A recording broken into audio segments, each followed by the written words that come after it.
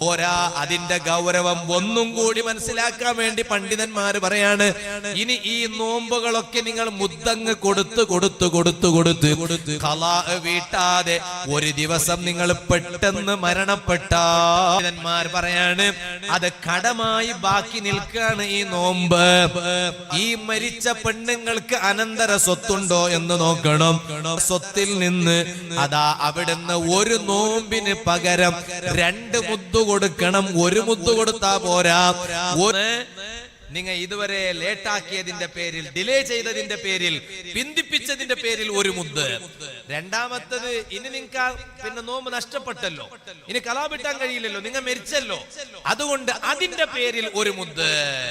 ആ നഷ്ടപ്പെട്ടു പോയ നോമ്പുകൾ അത് മുഴുവനും ഒന്ന് ഖലാ വീട്ടാൻ അടുത്ത റമളാനിന് മുമ്പായി നന്നായി ശ്രദ്ധിക്കണേ ഉമ്മമാരെ.